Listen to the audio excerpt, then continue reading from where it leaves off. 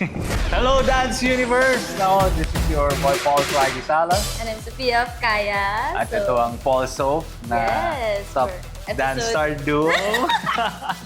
So last week, kami ang top star duo. Which is yung Balde. Yes. Pero before that, top star duo din ako. Pero iba yung partner ka nun eh. No. Diba? Pero top 2 ka din. Oo. Saan Pinagbigyan tayo ko rin pareho? siya kasi para... Pero before nun kasi, Yes! before nun, top ka din. Tapos before nun, top ka rin. Grabe. So, Siya yung nagsira ng streak nasira ko. ng streak niya, no? Sayang yung pang tripit, no? Sorry na, sorry. Sayang yung Akin yun, akin. Nanalo tayo as a duo. Kasi Yes! comeback yun eh. Comeback yung Comeback. redemption round yun para sa amin kasi nung nag-hip hop kami nito ng first episode, medyo ano sa amin yun eh. Oo. Medyo ano siya. Mahalaga for us, sa amin oo. yung piyesa Kasi gusto na yun. talaga namin nun na mag-start off strong. Yeah. Siyempre, first round yun eh. And I think yung nangyari din talaga last week was, kasi ano eh, tayong tatlo ulit magkakasama, di ba? Ni Coach Oo, LA. ni Coach LA. So, from episode 1, talaga, parang may goal na talaga kami na comeback tayo, galingan natin next time na magkaka-work tayo together. At mag-enjoy. And yun na yun! Which is medyo ang hirap pa kasi may nangyaring hindi medyo inaasahan namin dalawa, which is yung pagka-step out ko. Sa buong rehearsal ko, never nahuhulog yung balde niya. Yeah. Oh. Nung live lang nahulog talaga. And medyo ang hirap kapag nangyayari sa live, parang gusto mo sisihin na yung sarili mo. Yes, may mga Pero ganun wala tayo. eh. Sabi nga ni Coach, parang natapos namin yung stronger. Kasi parang nanggigil kami masyado sa... Ako lalo, nung nahulog yung balde na yun. So, after nun, medyo may hindi inaasahang pag-iyak ko kay Coach, tsaka kay Soph, na to the point parang... Lahat naman kasi kaming dance stars, P-pop, every after ng piyesa namin, nag-aaral ng dance-off yan. Totoo. So, ako lang yung parang medyo walang gana nung time na yun. Kasi nga parang masyado ako naging hard sa sarili ko, binit ko yung sarili ko.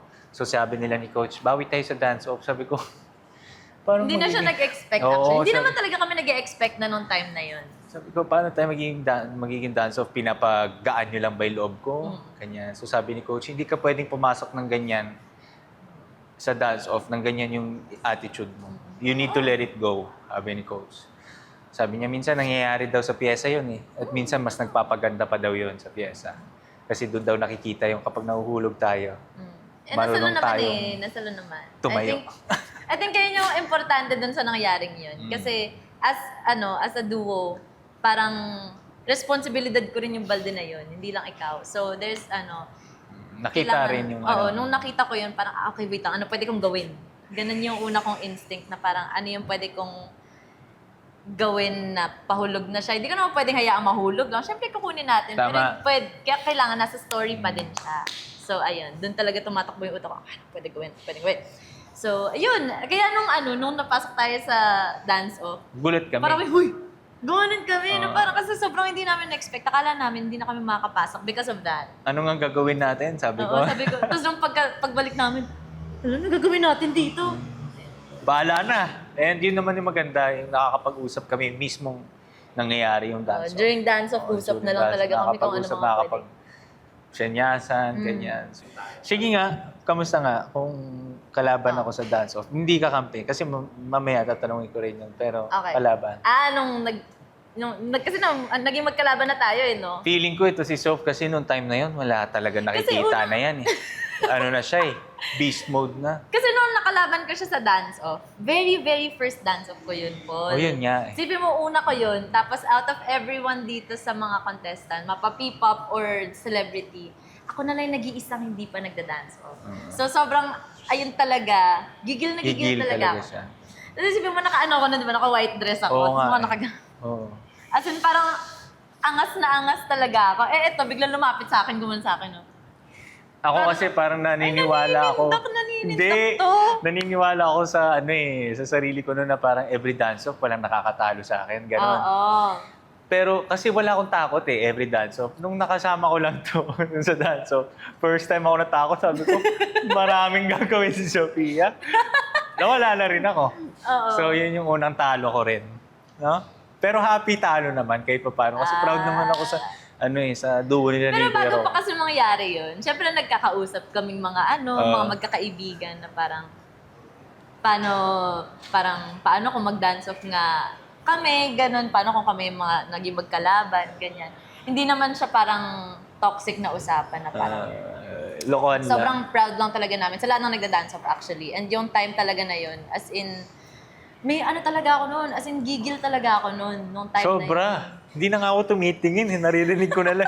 Ramdam ko na lang sila dalawa ni Kuya Rocco. Kahit si Kuya Rocco, gigil na gigil din nun. Actually, isa ba yun? Si Kuya Rocco kasi very competitive din siya. And nalaman nga niya na hindi pa ako nagda-dance off. So parang mas na siya. Oo, tapos sabi niya, di ba? Parang may surprise ako sa'yo. Sabi niya. Oo, may surprise daw. Tapos biglang nag-backtalk na hindi. Nag-backflip. Never Ano ko bang nakita ginawa? yun. Hindi ko na tinignan. Hindi ko na rin siya nakita. Kasi nung never niyang pinakita yun sa amin ni Coach Angel. Never. Doon ko lang yun talaga nakita. Grabe, Kaya nagulat ako, may ganun palang nangyayari sa gilid ko. Kasi ako Puro ginagawa ganun ko na lang naririnig ko sa stage eh. ginagawa ko na yung kailangan kong gawin. Pero yun. Ako, kumusta ako kala? Yun nga, natakot nga ako nung wala ko. Matakot ka talaga. Natakot ako. Pero game naman akong bumawi next time. Pero kampi pa tayo eh. Pero magkakampi tayo nun eh. So, the next dance-off naman. Kaya nung next dance-off namin, yung magkakampi na kami, alam ko na eh. Sabi ko, Coach, gigil pa to si Sofia. At ako medyo disappointed pa sa nangyari. Yung first 2/8, bigay natin sa kanya. Pasabugin natin. Kaya which is yun yung, actually plano nila namin talagang tatlo yun eh. May intro, tapos pagka ganun ko, sumabog to. I think doon pa lang panalo na. Kasi yung dance-off nung tayo yung magkasama, gasolina yun, yung song. Oh my gosh, favorite song ko yun Favorite talaga na i-freestyle. As in, yun yung freestyle song ko talaga. So para ako, Coach, ako na muna to. Bigay mo na to sa akin. So sabi ko rin sa kanya, Paul, kailangan natin mag-dance off. Kailangan talaga natin. So, Ayun, binigay ko Thank sa you, kanya. Lord. Doon pa lang sa first 2/8, alam ko nang, wala, panalo na to.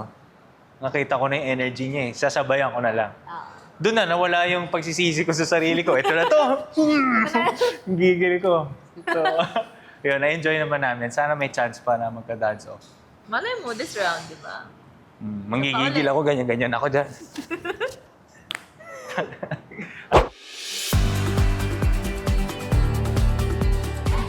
So ayan, eto pag-usapan natin. Sige. Syempre, for 3 consecutive weeks, nag-top to si Joker, guys. Nag-top to siya. Grabe. Ang galing. Pero, Ang galing. sa kasamaang palad, hindi ka umabot ng top 1. Lagi ka lang top 2. Yes. Yeah, so how does it feel? Actually, magiging honest ako since tao rin naman ako. Siyempre nakakalungkot na hindi ako nakakakuha pa ng medal. But parang alam mo yun, ito na makukuha ko na yung Oo, medal. parang nakakabitin, no? Oo, parang, andun na!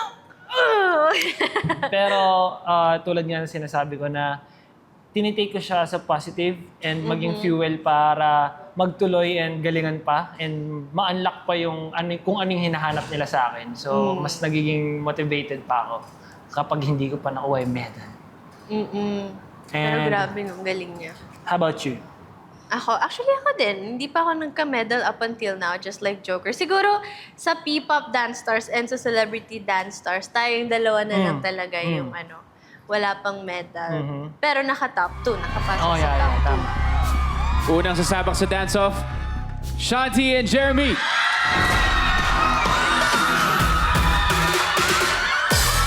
Ako, episode 2, nag-top 2 ako ever since hindi na ako nakakit ulit dun eh. Sige, dadalhin natin.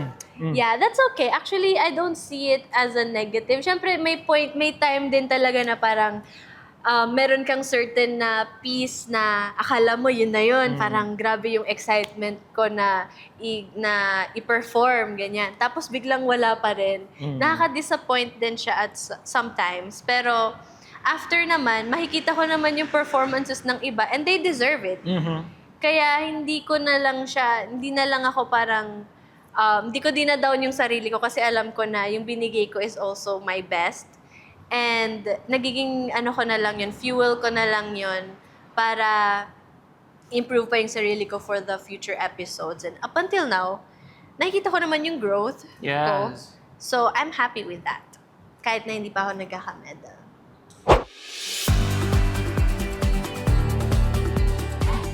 Ayun po, si Kuya Kuya Rocco, before kami mag-rehearse, sumama na talaga yung pakiramdam niya and nagsusuka talaga si Kuya Rocco. Pero nung last na chinek niya is mataas pa yung BP niya. Tapos nagpahinga muna siya, sabi niya kasi ilalaban niya pa kasi gusto niya talaga mag-rehearse eh. So, nagpahinga siya onte and then nung rehearsal na namin ngayon, onting steps lang. Tapos parang umexit ulit siya kasi sumuka ulit si Kuya Rocco. So,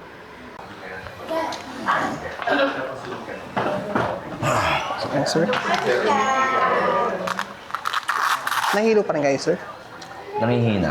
Nahihilo. Let's see. Pero sumuka pa rin po kayo. Hindi pa.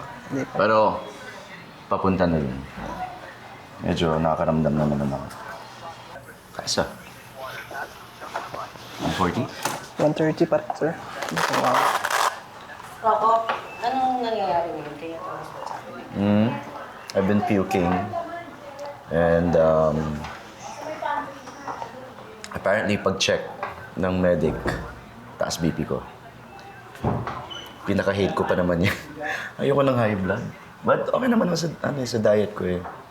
But let's see what will happen. Nahihilo, medyo disoriented, nanghihina, but let's see kung i-clear ako ng medic na sumayo mamaya. Tatansyahin ko. So, ayun, don't wanna let them down. May mga partners ko at may lifting kami. So, we'll just take it easy.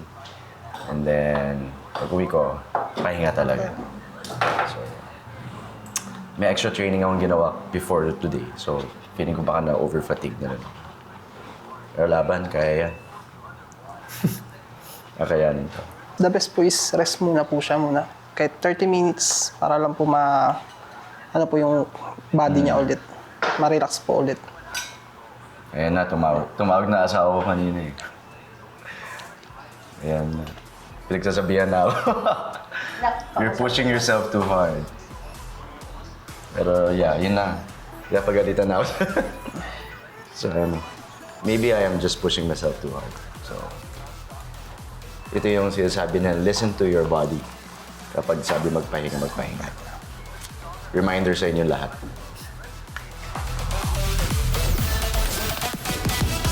On the floor.